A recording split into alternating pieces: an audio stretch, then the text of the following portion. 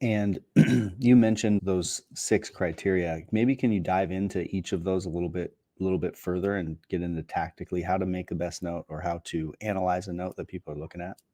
So let's start out with the borrower. You are creating a note. So a note is a promise to pay. So somebody is promising to pay you back. If you're making a loan to someone, somebody's signing the note and they say, Brandon, I'm going to pay you back. Well, what are their track record of paying others back? What is their ability to pay people back? People get excited and buy a piece of property and then they wake up one day and figure out they can't afford it. So without having income and without looking at credit and without them doing, what do you got? So understand you can defy the odds, but you can't defy my experience. People with poor credit and poor ability to pay back the debt they owe, why do you think you're going to get paid differently than somebody else? And the way that a mortgage industry would analyze someone's credit and ability to pay, have you basically mapped that onto note buying, or Well, do you have any yeah, like tricks to in a there? degree. We're common sense note buyers, and we're not stringent like Fannie Mae or Freddie Mac, but that doesn't mean that everything that they consider is like completely wrong. We're just trying to measure somebody's propensity to pay. So credit and ability to pay are number one. And if you're creating paper and you're disregarding that, I can just tell you, you're going to wake up eventually and say, that didn't really turn out the way I thought. So I'm just trying to I'm just trying to give people a compression of time. If you do 1,000 of these, you're going to agree with me. And you're looking at the propensity to pay. Are you looking at their story? That sounds like that plays into it a little bit? And how do So you think once about that? again, somebody's got some injured credit and they say, look, we had this or that. There's a story around it, but there has to be redeeming factors. You have any relatives that you wouldn't loan money to? Yeah, We all do. Now, you think they can lay up a sad story on you? See, the absolutely. problem is they've got a sad story and a sad story and a sad story. Like it wasn't a guy where old Bill had this happen to him and he just pushed his way through it and made things back. Right? Hmm. That's what I'm looking for. What's the common sense in it?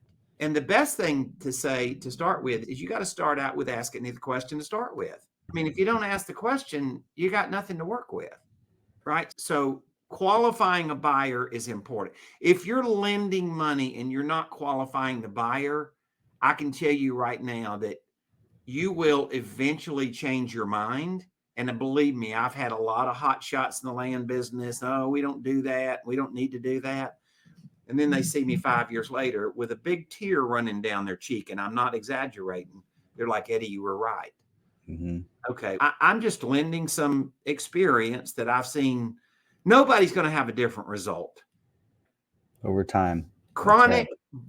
Chronic slow pay borrowers are not profitable. If that file stays on your credenza, so to speak, all the time because you're having to deal with that borrower and you're having to go prop them up and you're having to go do this and that, there ain't no peace in that. And I'm 64 years old and I don't want to own that. I've Hmm. already tried it. I started when I was 20 years old. I've tried everything. Second thing is the collateral.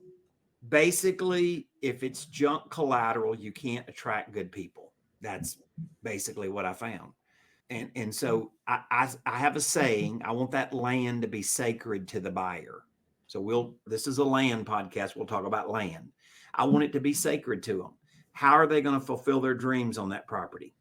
If they're buying a sand lot in Fairfield, Arkansas, or Arizona, or a swamp lot in Lehigh, Florida, how are they going to fulfill their dreams on it?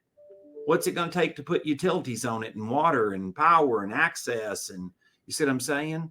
And if Hmm. all that can't be true, then all of a sudden, while they may buy it and you may say, well, they paid for 2 years. I know, but I'm measuring it off because I'm going to measure the loan for a long period of time. And statistically, if it's not good collateral, I've found that they just fizzle out. Statistically, no one story is always going to fit every scenario. You can't just write one script and it's going to fit every deal. But once again, it does affect their propensity to pay, the likelihood they're going to pay.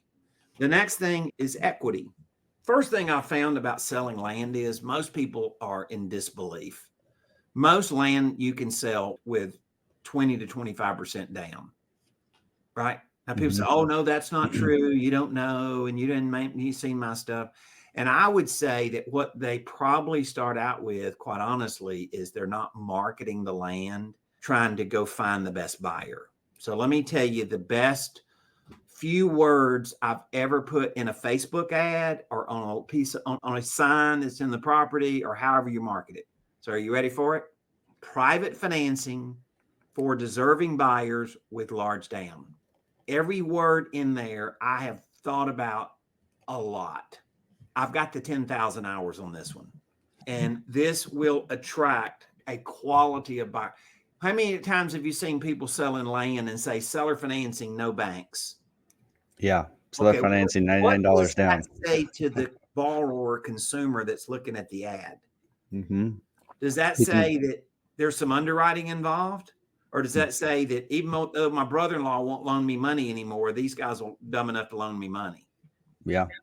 Put a credit card on it and let's run.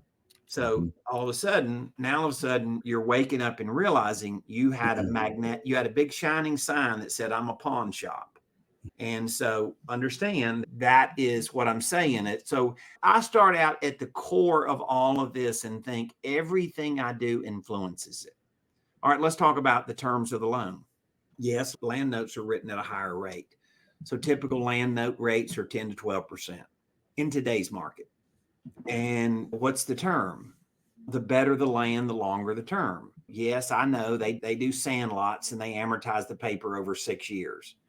But once again, you've already found out that I'm not a giant fan of that paper anyway.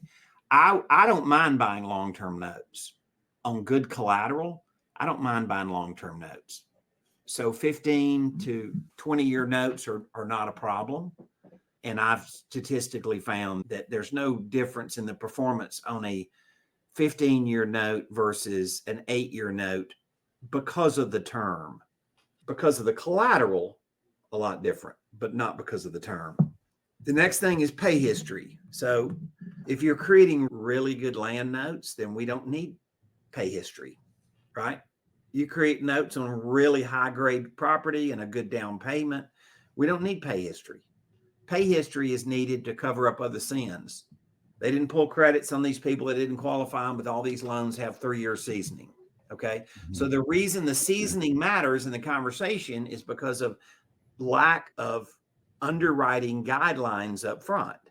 That's why seasoning matters. And I have bought a lot of paper because people seller finance that haven't really followed a formula. And so I'm like, okay, I'll buy it because it's got seasoning. And then the last thing is the paperwork. And so the gurus particularly teach we're going to sell them on a land contract. The answer is in most states, the buyer has an equitable interest in the property. So if you go in there and they've owned it for a period of time or they have X amount of equity and stuff, they have an equitable interest in the property. So if they have an equitable interest in the property, an attorney that knows what they're doing is going to say, you can't do a termination of contract.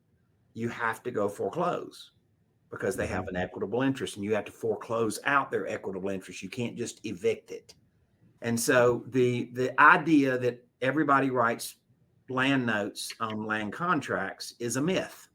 Now, listen, I bought 8,000 land contracts in probably the last 8 years. So it's not like I'm unfamiliar. It's not like I don't know how to. It's why I know all these laws, right? And I've done them in 40 states. So the idea here is the land contract is not worth as much money. What about Dodd-Frank? I know what the land gurus say. Like you're selling land, you're not subject to Dodd-Frank. If that land is perceived to be for residential purposes, it is subject to Dodd-Frank. So unless the buyer signs an affidavit and says this isn't for, I'm not going to ever build a house on it, then it can be perceived that it is for residential purposes. If you're going to sell it and their future is to build a house on it or build something that they occupy, could be even a barn dominium, then all of a sudden it is not away from Dodd-Frank. I know that I disagree with the gurus on that, but I happen to know what I'm talking about. I deal with people that have dealt in magnum numbers, and believe me, they spent a fortune in legal fees trying to figure out how they're not subject to Dodd-Frank, and their compliance specialist lawyers tell them that they are. I've testified recently in front of the Texas Finance Commission on the very subject of who is subject to Dodd-Frank and who's not. Once again, to your audience, I'm probably saying something different than they've been told. I got it. So the land contract for deed, you're not a fan of, obviously. And so It doesn't accomplish anything. It how just often? makes it way harder to paper it. Mhm. It's way harder to sell the loans. It's way harder to borrow money against it. It's way harder to do a lot of things, whether you're going to, in any way, you're going to recapitalize it. And the reason that people did it originally and why they did it 25 years ago, and yes, I was buying notes back then, so I know they did it because it wasn't, you didn't have to go through the same foreclosure process. Mhm. But states' laws have changed, particularly after 2008. And most states have established that the buyer has an equitable interest in the property. And you can't just take an eraser and Mhm. write that off. You Mhm. people say I foreclosed and nothing happened. That's saying I didn't file a tax return and nothing happened. I mean, you can, but I'm just saying the penalty for a wrongful foreclosure is ugly. It's like giving the property back to them in treble damages in most every state. No kidding. Yeah. Okay. Yeah. And Yeah. It's not something you want to go do. yeah, so it's almost like there's this idea that people can trade sand lots and trade swampland and not, and then they can do it on land contracts for deed and just slam all these things together, and some foreclose and they take them back. And it's almost like they're playing in a gray area there You where, think? yeah, where they can make You some think? money. If someone does that for 5 years, tell me maybe about what the consequences, like longer term on a business, could look like. Because I mean, people do it, but what's like the downside risk, the tail risk that maybe people aren't noticing? I think the key to it is there's this myth that nobody's going to fight me. I'm going to go take it back and I'm going to go do this and that and stuff. And that can happen, but the more deals you do and the longer you do it, you're just leaving a risk trail behind you that if you ever become legitimate, then if you ever become legitimate, you can't go play that game anymore. That's note slumlording. Mhm. You know what I'm saying? I can be a landlord on property and somebody doesn't pay, and I can go knock on their door and say, "Where's your rent?" And they say, "I'm sorry, we don't have it." The guy says, "I noticed your door is loose. I'm gonna let me work on your door." And he pops the pins off and takes the front door off and takes it with him. And landlords in 1960 would do ridiculous stuff like that. But if I say that to you today, you'd be like, "Man, Channel 8 News is going to be out here and they're going to," you see what I'm saying? Mhm. And so things, you can claim that you're just going to cowboy everything. But the truth of the matter is, the biggest guys that have created land notes in the country, many of which have been my client, that have created hundreds of millions of dollars in land notes. And they used to do stuff when they were little and small, but then all of a sudden they found out they couldn't sell their paper and their paper wouldn't pay. And it was a revolving door. It wasn't, in other words, I tell people you can own a portfolio or you can own a business. You own a business because you can't ever get to so many notes because you're just going to re-roll those over and over. And then people think they're going to make money doing it. And I know what all the land gurus say. I've been doing it longer. I've met more operators that have built real fortunes out of it, and none of them do it the way they describe it. Mhm. So I just say, are they making more money selling education than they are actually doing the business? And Mhm. I'm not saying every guy that has land education is wrong. I'm not saying that in any way, shape, or form. You and I know there's good and there's bad. But Mhm. just because you're on Facebook and you say something doesn't make it true. And I'm just for the good of the business. I want people to feel good about the people that they're putting on that land and they're providing them financing and they're saying, I'm helping you have a dream. I'm willing to buy that kind of paper. I'm not willing to buy sandlot paper. It's almost like there's an underlying theory of You think if it paid and it was successful, don't you think I would be willing to buy it? So why am I not willing to buy it? Because nobody like me can underwrite it. I cannot measure the level of risk.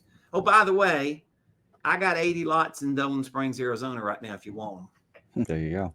It's them. almost like there's this underlying just philosophy on life and business in general, where you build it right, build a strong foundation, and then you're going to be able to build higher and better. Isn't Play that games in funny? the beginning. Yeah. Isn't that funny how that works? There's some things that are just natural laws that follow you around everywhere. Yeah. That's a quality take. And this gives you the ability to bundle these up, sell them to institutional investors. You have a legitimate business going, so it uncaps the upside a bit.